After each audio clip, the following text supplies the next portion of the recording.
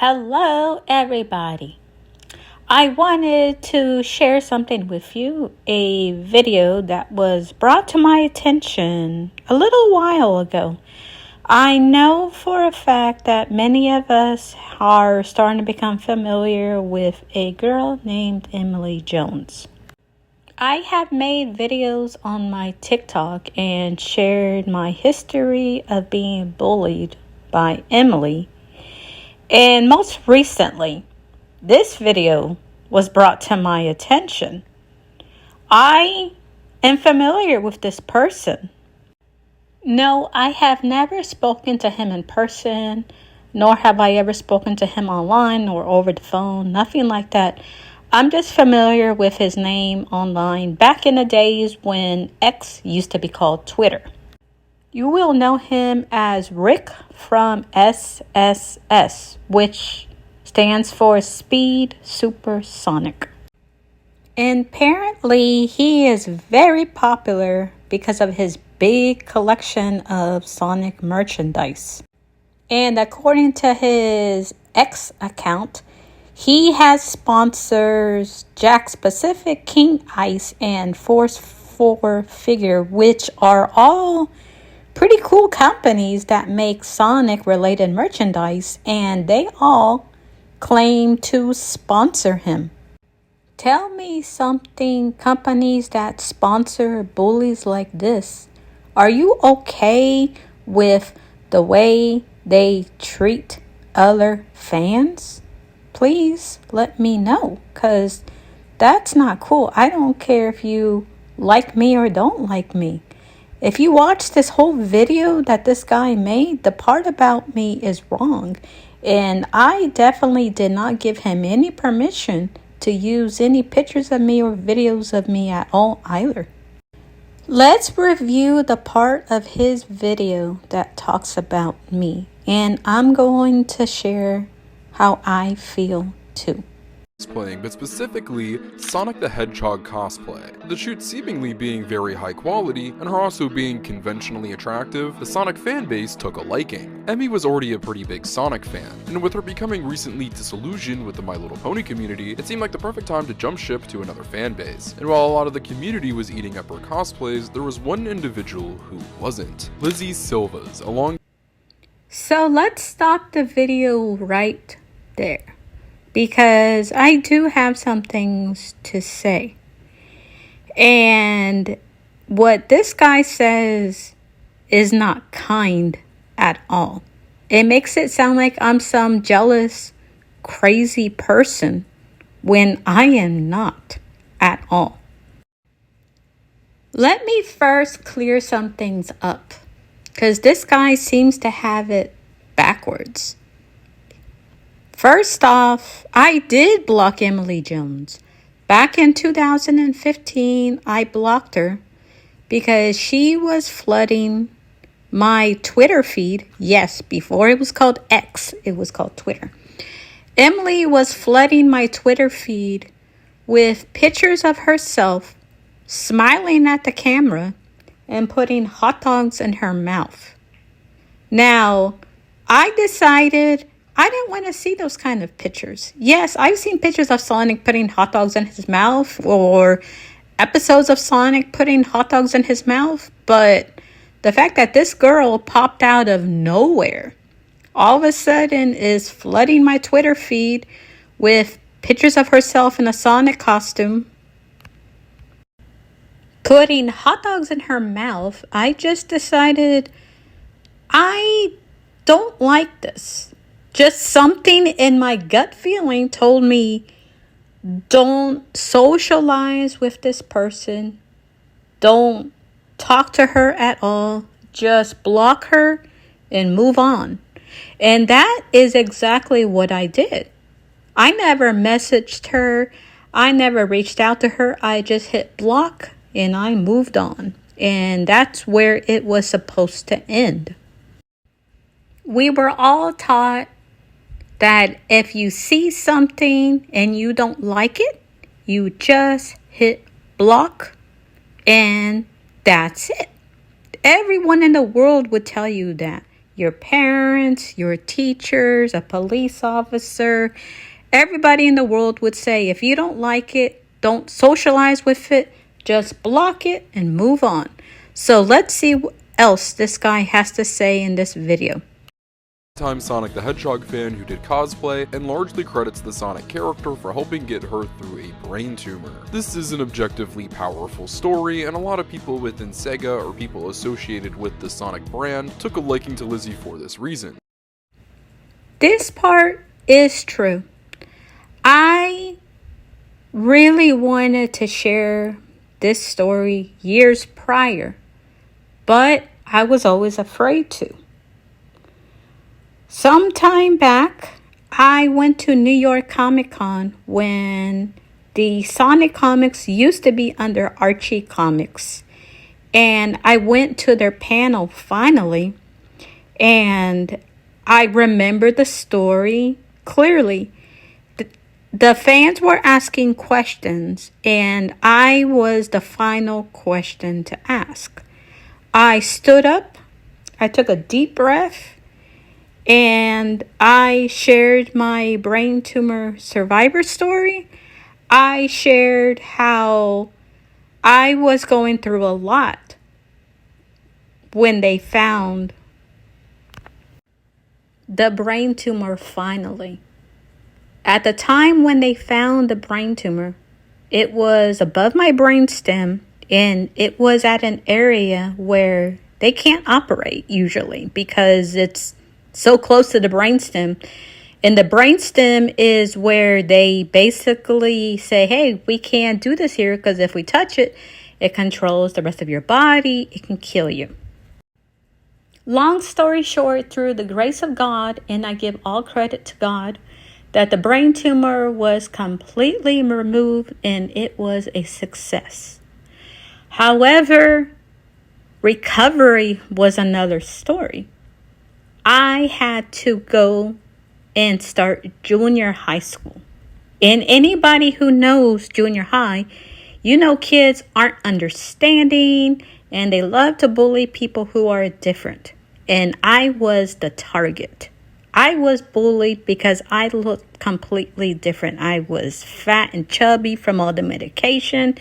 Most of my hair was shaved off. I would stutter badly. And people just didn't want to understand.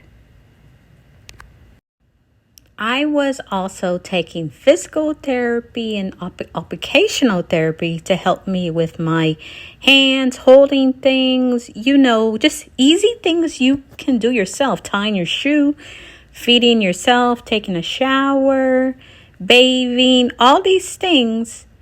It's embarrassing, but I had to learn all that over again. And it's not easy when you're 11 years old, starting junior high school. A little girl is going into a young woman. It was just a nightmare for me. I skipped school one day and went to my local Sam's Club. That's where I discovered something completely different, because even though I had a Nintendo at home and I was used to playing Super Mario games on my Nintendo, I couldn't play them anymore. The controllers were so tiny, and holding them in my hands at the time felt like someone was stabbing my hands because the nerves were in such pain. That's how bad it was. And there was something different there. There was something in the form of a black console and this different looking character that I've never ever seen before. And that's how I found out about the Sega Genesis. I didn't even know the Sega Genesis really existed before. And no, it wasn't because I was ignoring it or ignoring Sonic. But if you think about it, I was in such pain from the tumor, I didn't even notice all this stuff. Well, my father saw me playing with the controller and he saw how happy I was. So he bought it for me and I took it home to go play. And I didn't have a good time playing it at first. Holding that controller was not easy, but it was so much bigger than the Nintendo controller that it just began to help me little by little. Remember, the Sega Genesis controller was this huge, bulky looking controller that almost looked like a boomerang. So yeah, it helped me because I could hold on to it. And even though it only had the basic buttons, I was still struggling because I would look down at the controller, look up at the screen, look down at the controller, look up at the screen, and I would get very dizzy.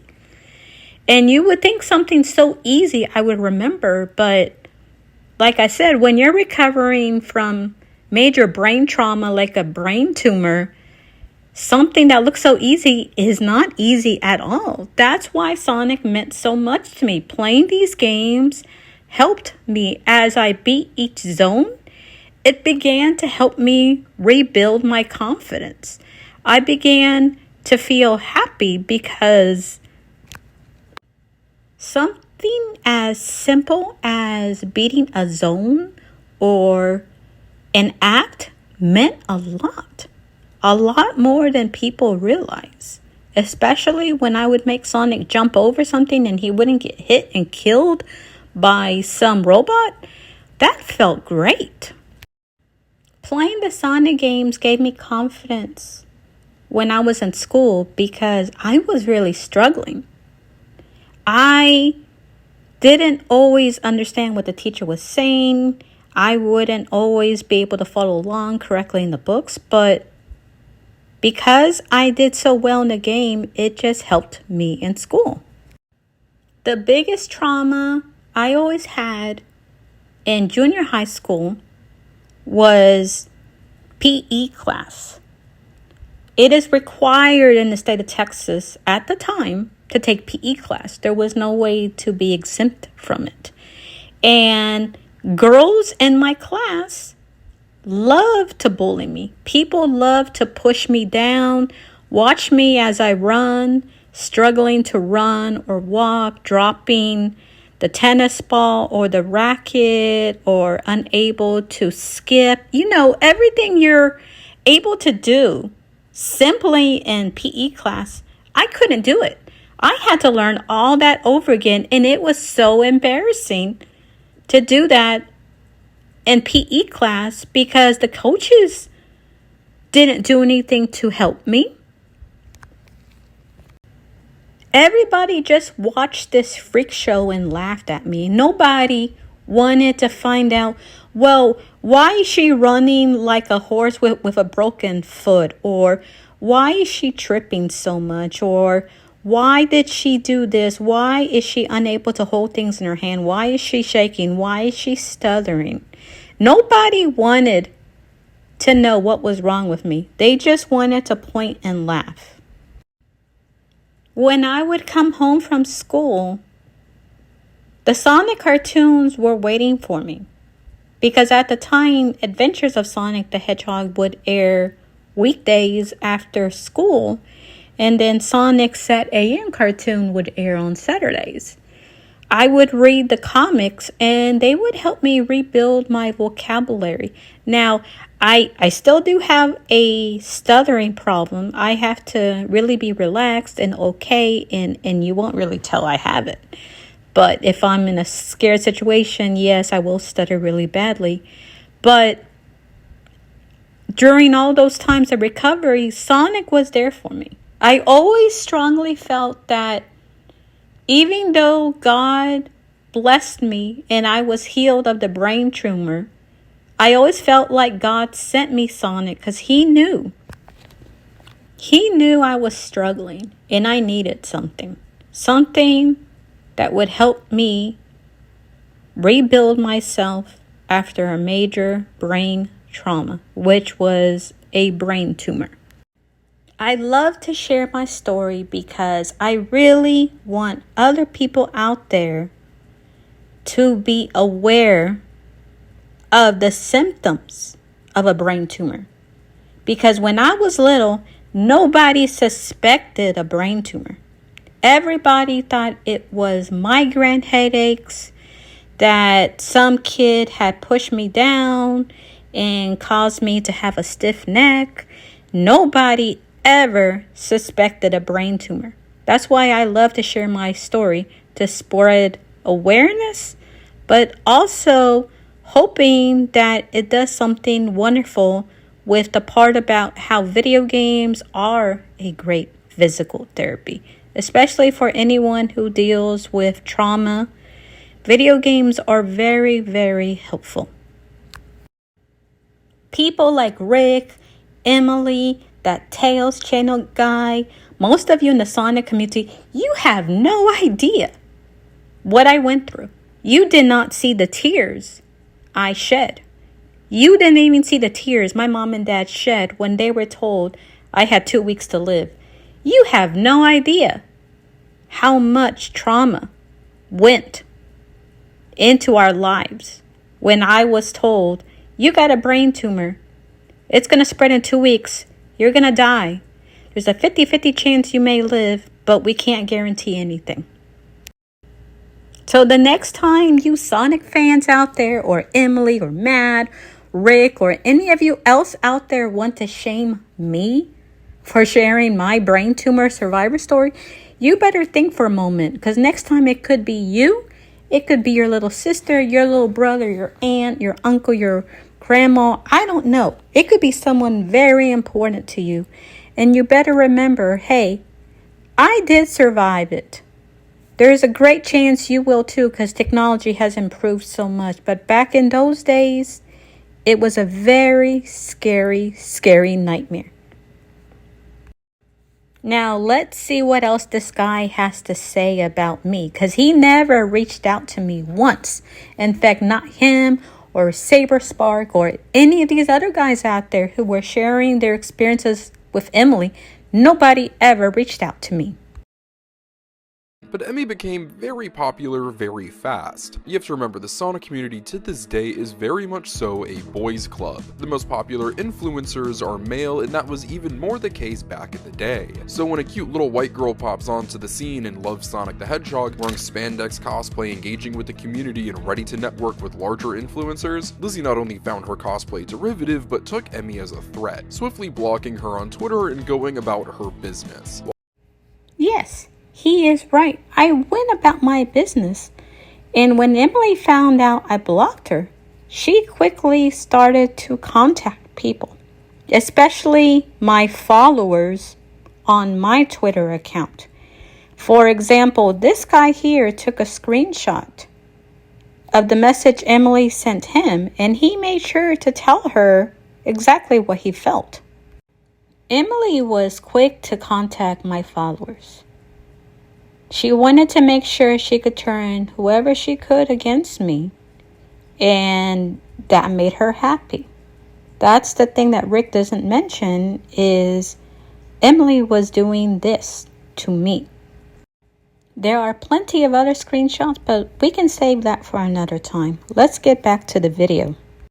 While this was going on, Emmy was befriending some pretty big name creators and influencers in the Sonic scene during the mid-2010s, specifically Matt Mannheimer, the former owner of Tails Channel. If you were a Sonic fan, you are most likely familiar with Tails Channel, whether it is right now in them having a large presence on social media, or when they were a massive, almost conglomerate Sonic corporation on YouTube. They have always held a lot of power and have had a lot of connections with not only Sonic the Hedgehog creators, but Sonic the Hedgehog itself. After creating ties with many people associated with Sega, Matt would go on to become the social media intern for Sonic the Hedgehog under Aaron Weber, the former social media manager for the Sonic the Hedgehog franchise after the company went through a restructuring. Aaron was much more than just the social media manager for Sonic, however, almost completely redefining the character's identity in modern pop culture zeitgeist around the mid to late 2010s as a self-aware, meta-contextual character, which had a lot of fans laughing and a lot of people looking disgusted at what they were trying to turn the Sonic franchise into. He was a part of the pitch team that presented Takashi Iizuka's Sonic Mania, the best received Sonic game at the time since Sonic Adventure 2, and also held a meeting with Jeff Fowler and Tim Miller, which a lot of fans speculate was the moment that they decided to change the movie's Sonic design, which went on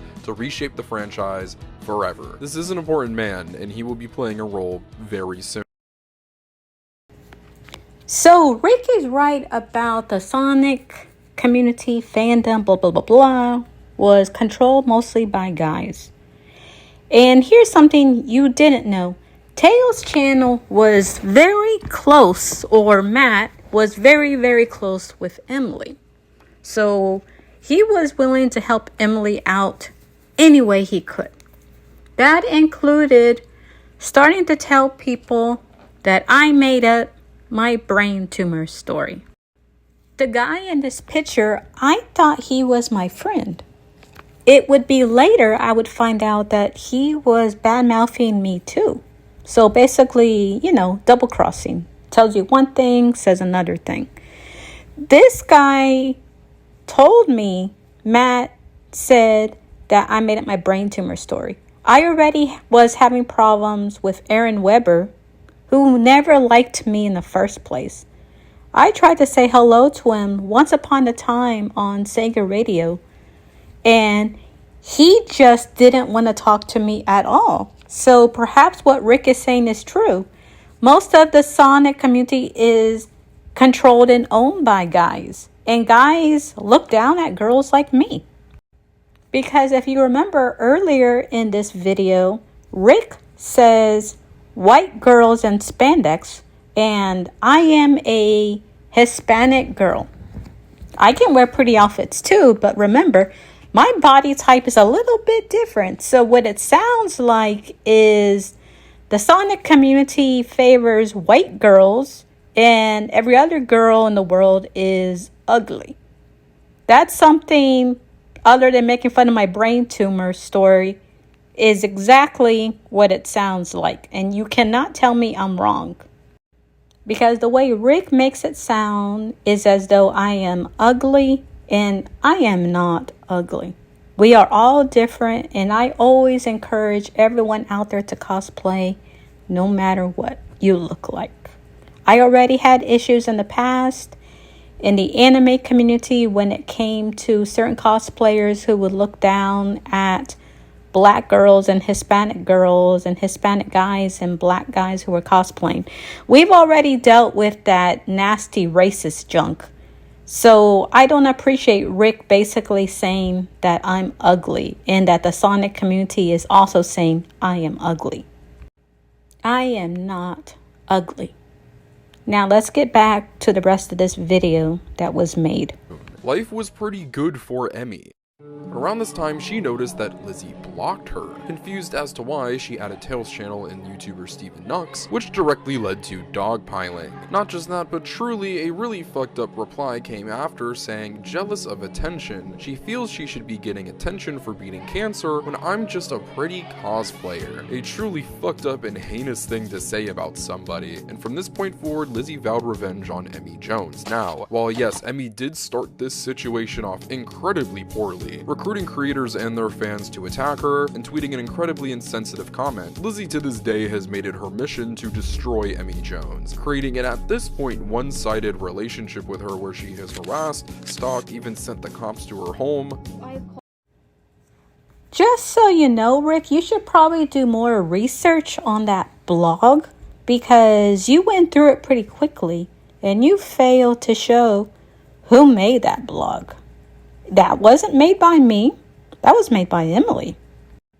Emily made this horrible blog and it was getting posted everywhere on social media. I found out because several of my followers were basically like, what the heck is going on? What the heck is this? Emily was determined to make sure people saw only her side and hated me no matter what. Now let's continue on with this video.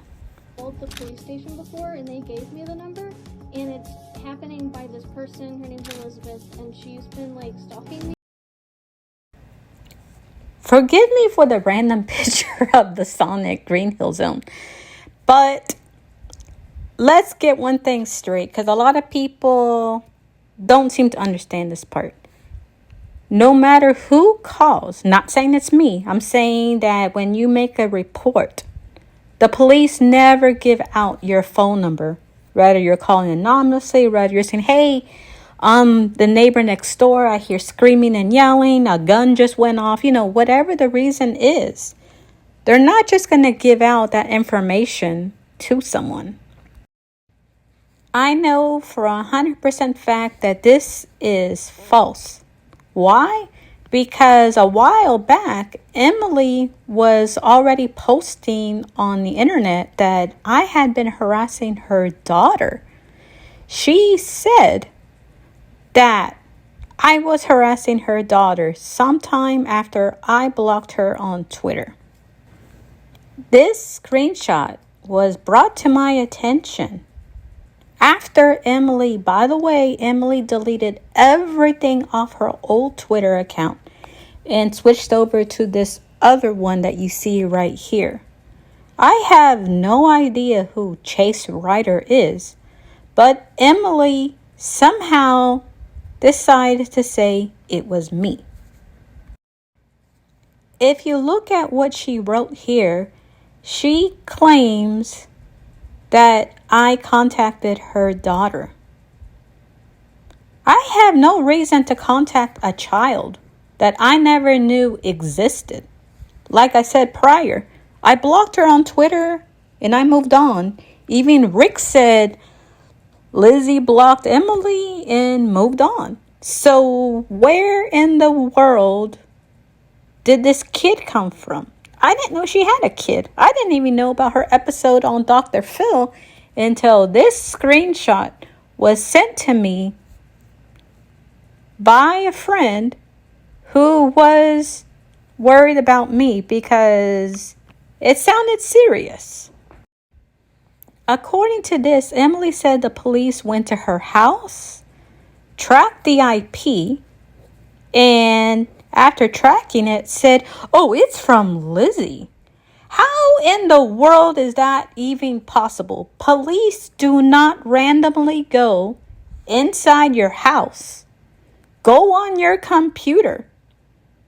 Track an IP, which I have no idea how you get a hold of because Twitter is just weird. Twitter is just words and stuff. I don't even know how you access the IP from Twitter. And the police aren't just say, oh, that was Lizzie Silvas. They're not going to do that. This information is false. And I know this is false because I had no choice but to contact my police department and do a report for cyberbullying. When the police came over to my house, I showed them the screenshot and the guy told me, we don't do that. We don't go to people's houses and just go on your computer and say, oh, that was so-and-so. He said this sounded really stupid anyways, but he did give me a report for cyberbullying and then he left. But even the police officer thought this is the stupidest thing he's ever heard because they don't do that. But unfortunately, a lot of you Sonic fans out there choose to believe it because Emily is pretty, she's popular, she was friends with a lot of people at Sega. They all worked with her, supported her. Many of you content creators supported Emily. So anything Emily said was true and anything Lizzie said was a lie. So let's get back to this video and see what else this guy had to say.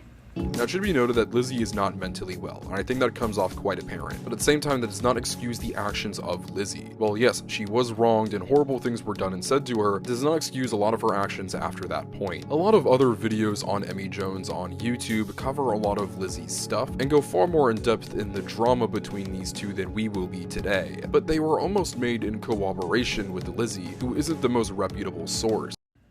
Now this part I don't appreciate. This guy makes me sound like I'm a crazy person. This guy has never spoken to me.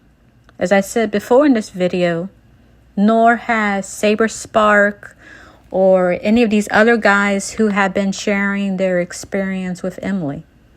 He has never reached out to me. And what it sounds like is that he's taken advantage of my brain tumor story to make me sound like I'm mental or crazy. I've already had a lot of mean Sonic fans compare me to Chris Chan. I am nothing like Chris Chan. So I do not appreciate people online thinking that they can hide behind their computers, make fun of my brain tumor story, and then compare me to Chris Chan.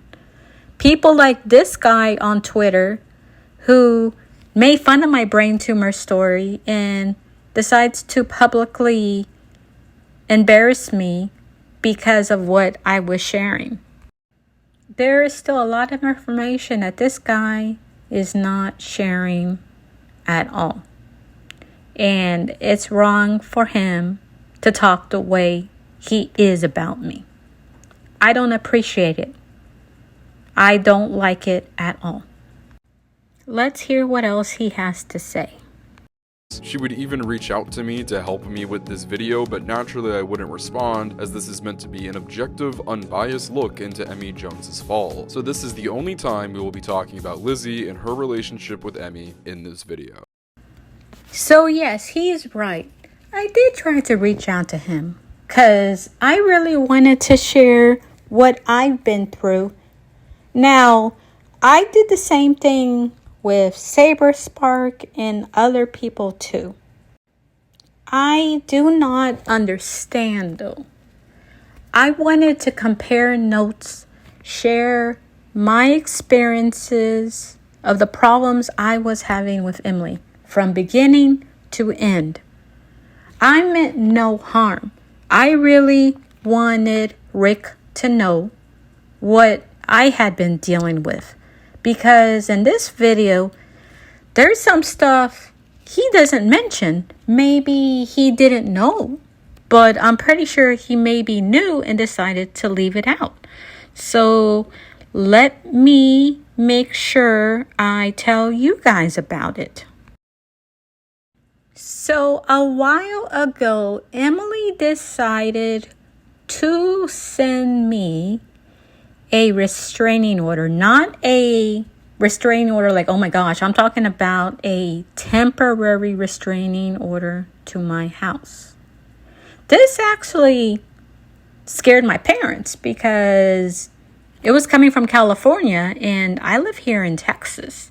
So that alerted my parents already, and I'm going to tell you a nice story about all this. When the constable came to my house, he asked me, "Is your name Emily Jones?" And that immediately told me something was wrong. And I told him no. And he looked at the papers and goes, "Oh, I'm so sorry. Is your name Elizabeth?" And I told him yes. And I asked him, what was this about? And he was skimming the papers. And I kid you not, he was trying not to laugh. But he was like, well, I have this. It's coming from California. It says here that you've been harassing a child in California, but you live here. Exactly. The officer was confused, and I asked him, well, can you look it over for me and help me understand? The constable was a super cool guy, by the way. So he did. He was a really nice guy. He looked everything over. And then he looked at me and said, well, none of this makes any sense. It says one thing, and then it turned into something else, and then something else. So it seemed like the story wasn't being kept straight, is basically what the officer was telling me. However, he was concerned because the court date was so close. He told me, look, I wouldn't ignore this. I mean, this doesn't make any sense since you live here and this person is in another state. He encouraged me to go to the Houston Police Department or to one of the courts and show them the paperwork so they can look it over and see what can be done for me.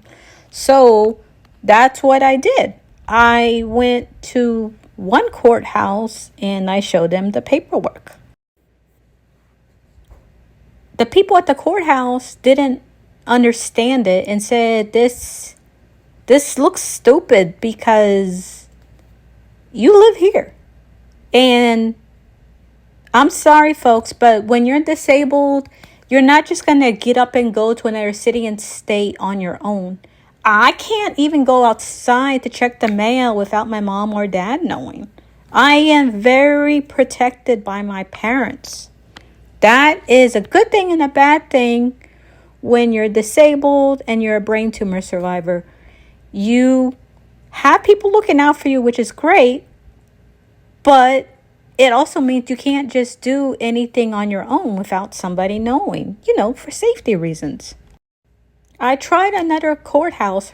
Mind you, Houston is divided into different counties, just like every other city and state. So I talked to a couple more and I got nowhere. So I did my research and reached out to some people in Burbank, California. And then eventually I did get an answer, and they were concerned but said this doesn't make any sense either. So I was told to reach out to the courthouse where this hearing was going to be held. And the people I spoke to were very kind, very nice. And when I explained, I'm disabled, I can't just get up and go somewhere. I can't drive. There's a lot of things I can't do on my own. They helped me to do a hearing over the phone on the court date. So that's what I did. When it came time for the court date, I was on the phone waiting and waiting for a while. When it was finally my turn, the guy let Emily speak first. The judge was a very nice guy, but he let Emily speak first.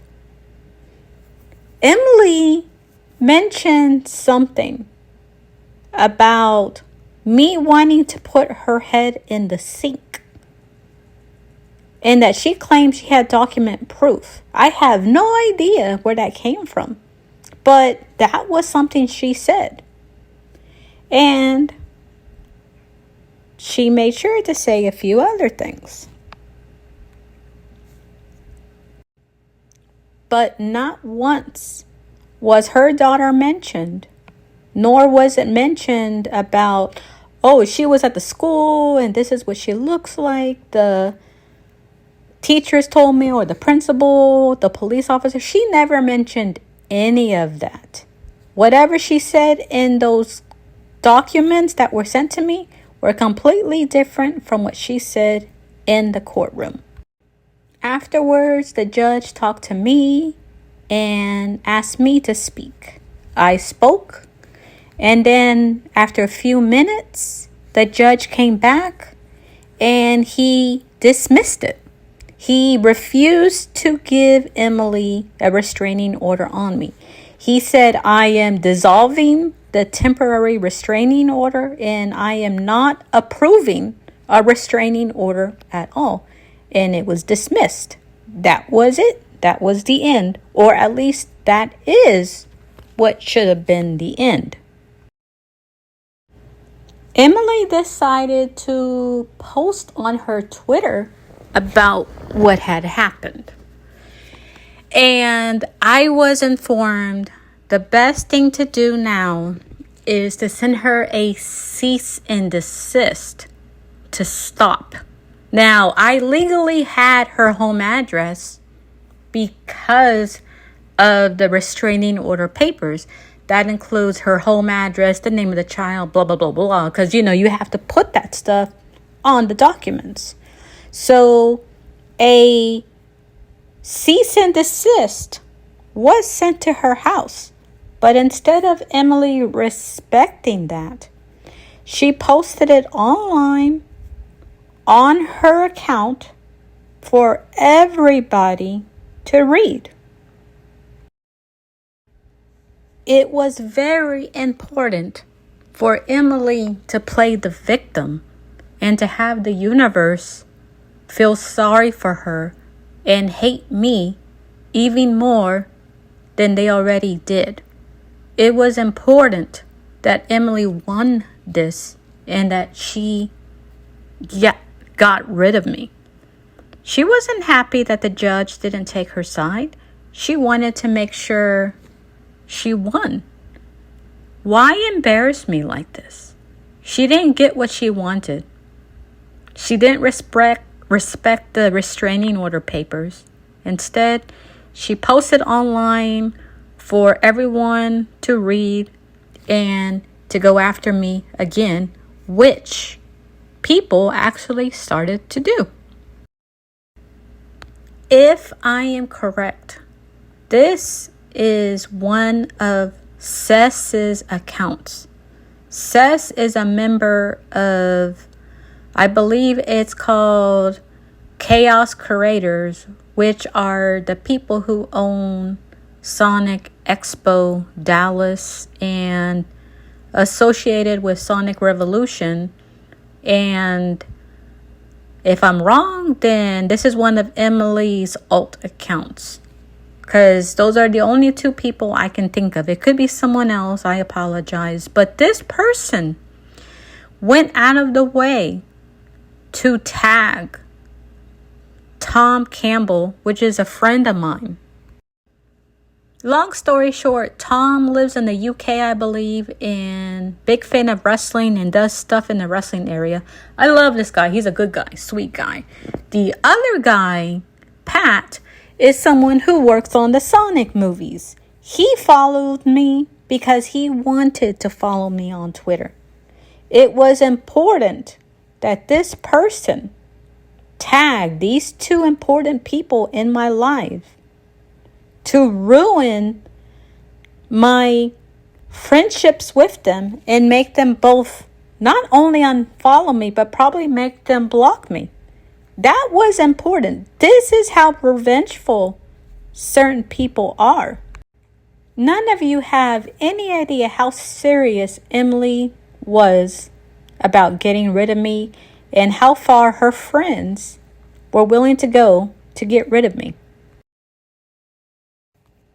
So let's talk about this again. Yes, I did block Emily on Twitter back in 2015.